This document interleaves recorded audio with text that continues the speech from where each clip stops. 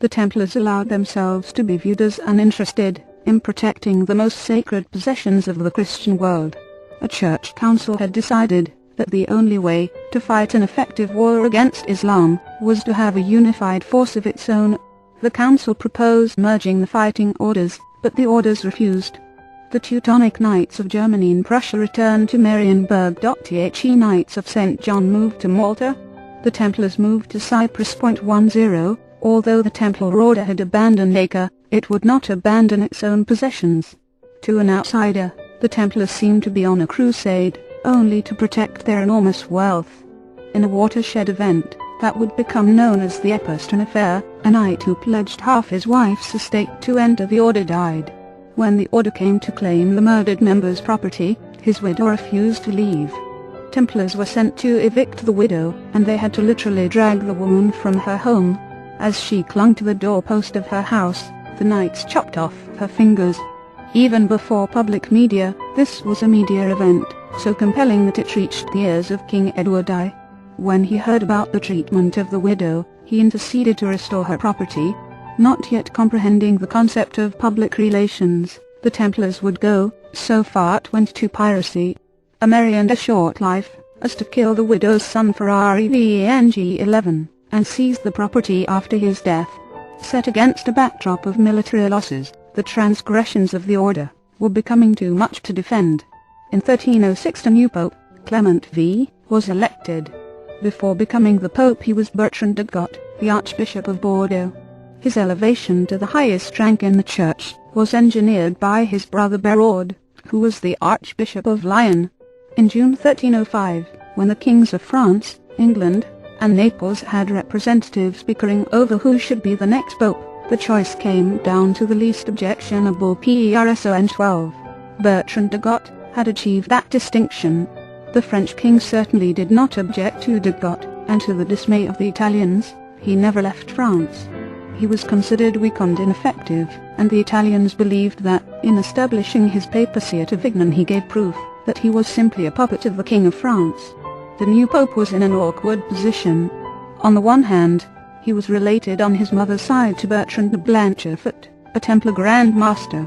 On the other hand, the power of the French king appeared more threatening. He would stall as long as he could in making decisions. It is possible that Clement V already saw the writing on the wall that told him that, unless he took action, he would lose both of his orders. His first act was to ask the new Grand Master of the Templars, and the Grand Master of the Knights of St. John for a written summary enumerating the reasons for and against a merger of the orders. Jacques de Molay, the leader of the Templars, answered the Pope, and may have been aware that the ultimate goal of the French king was to head the United Order as the Rex Ballator, the warrior king. At the very least, Molay knew he would be out of the number one position. Despite the less than satisfactory answer, the Pope hesitated to take action. He was not unaware that agents of the King of France had been responsible for the death of Boniface VE, and possibly the death by poison of Benedict I, according to rumor. King Philip of France decided the time was right to remedy the impasse. Because France was the home base of the Crusades, and had the New World Order 23 borne the heavy cost of war, Philip was impatient to repair his finances. Earlier preachers such as Saint Bernard had often cleaned out a town of its men, inspiring them to take up the crusade. The orders had been the beneficiaries of thousands of donated estates. The Church had declared that the state should not tax the fighting men, or the estates of the order. The net result to the French king was a depleted treasury. He took back from the Templars the management of his own finances in 1295, creating the royal treasury at the Louvre. He then debased the currency and turned on the Italian banking families. How close the Italian banking families were connected to the Knights Templar may never be known. They initially played a role in financing the Crusades, and in transporting the Crusaders. In Florence, where the city minted its own coins, they would pay respect to the patron saint of the order, St. John the Baptist, on one side of the coins. The other side depicted the lily, hinting at a royal bloodline. Florence is one of the very few places where an octagonal baptistery stands. This unusual style of baptistery was borrowed from Jerusalem and taken to many Templar strongholds. From Tomar in Portugal to Drogheda in Ireland, These structures represented the original baptism of Jesus Christ by St. John. The baptistry in Florence was dedicated to St. John the Baptist.